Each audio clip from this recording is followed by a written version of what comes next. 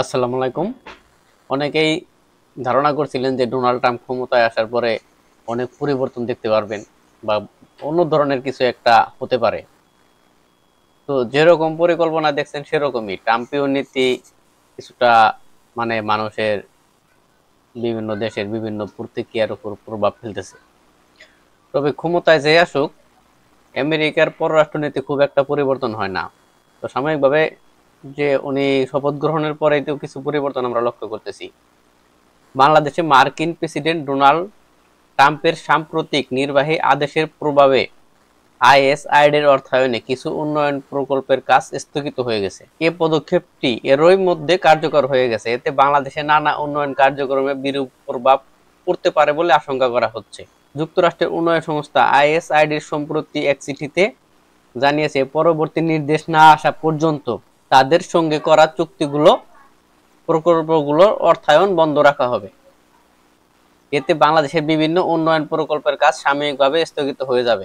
ইউএসআইডির বাংলাদেশ পরিচালক Brian Eren স্বাক্ষরিত চিঠিতে বলা হয়েছে, এ সিদ্ধান্ত কার্যকর হওয়ার পর সংশ্লিষ্ট প্রকল্পের সব কাজ বন্ধ করে দেওয়া হবে এবং অংশীদারদের যথাযথ পদক্ষেপ নিতে বলা হবে।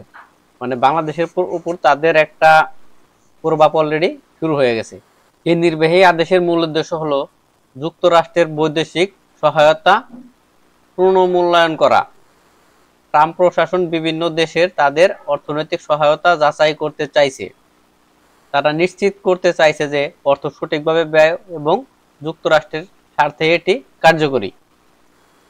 সরকার যে আসুক, তাদের দেশের স্বার্থে হলো মেন। যে দেশে তাদের মনে করেন যে গণতন্ত্র দিয়া যদি তাদের স্বার্থ উদ্ধার হয় তাহলে তারা গণতন্ত্র দিব, যদি স্বৈর শাসক দিয়ে তাদের স্বার্থ উদ্ধার হয় তারা স্বৈর শাসক দিব, যদি এক না এক তন্ত্র শাসক দিয়ে তাদের স্বার্থ উদ্ধার হয় তাহলে তারা সে দেশে সেটাই চালু করব, মুখে আর মনে যাই বলুক। ঠিক আছে, রোহিঙ্গাদের জন্য মার্কিন সহায়তা বন্ধ না হলেও এই সিদ্ধান্তের ফলে বাংলাদেশের উন্নয়ন প্রকল্পগুলোতে বড় ধরনের প্রভাব পড়তে পারে। তবে বাণিজ্যিক ক্ষেত্রে বাংলাদেশকে যুক্তরাষ্ট্রের সহায়তা প্রয়োজন রয়েছে। বাংলাদেশের তৈরি পোশাকের বাজার রয়েছে। ধারণা করা হচ্ছে ট্রাম্পের নীতির কারণে তৈরি পোশাক শিল্পের বড় ধরনের প্রভাব পড়বে না, কিন্তু বাংলাদেশের অভিবাসী শ্রমিকদের জন্য কিছু চ্যালেঞ্জ হতে পারে। বাংলাদেশে ইদানিং এমনি অনেক মিল ফ্যাক্টরি বন্ধ, এমনি নানান ধরনের সমস্যা, এর মধ্যে বা ট্রাম্পের চাপ, কারণ মার্কিন অভিবাসন নীতির পরিবর্তনে অনেকে সংকটে পড়তে পারেন। এ পর্যন্ত 50 বছরের বেশি সময় ধরে মার্কিন যুক্তরাষ্ট্র বাংলাদেশকে জনস্বাস্থ্য, শিক্ষা, খাদ্য নিরাপত্তা, পরিবেশ ও অন্যান্য গুরুত্বপূর্ণ খাতে সহায়তা দিয়ে এসেছে। 2021 সালে 50 কোটি, 22 সালে 47 কোটি, 23 সালে 49 কোটি এবং 24 সালে $45 কোটি সহায়তা পেয়েছে বাংলাদেশ। এখন ট্রাম্পের নতুন নির্দেশনার ফলে জনস্বাস্থ্য ও দুর্যোগ মোকাবেলায় বিভিন্ন প্রকল্পে প্রভাব পড়বে। স্বাস্থ্য খাতের কর্মসূচি বন্ধ হওয়ার সংখ্যা রয়েছে। এরই মধ্যে এই কর্মসূচির 2.5 কোটি মানুষ জীবন বাঁচাতে সহায়তা করছে। এছাড়া বাংলাদেশের সামরিক সহায়তা বন্ধ হতে পারে, কারণ ট্রাম্প প্রশাসন সামরিক সহায়তাকে সীমিত করার সিদ্ধান্ত নিয়েছে।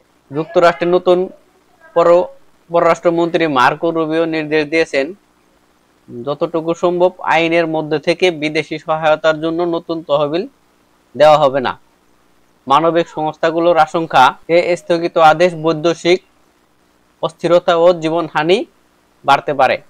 অক্সফাম আমেরিকার প্রধান অ্যাবি ম্যাক্সম্যান মন্তব্য করেছেন, এতে সংকটে থাকা কমিউনিটির জীবনকে বিপর্যয়কর হবে।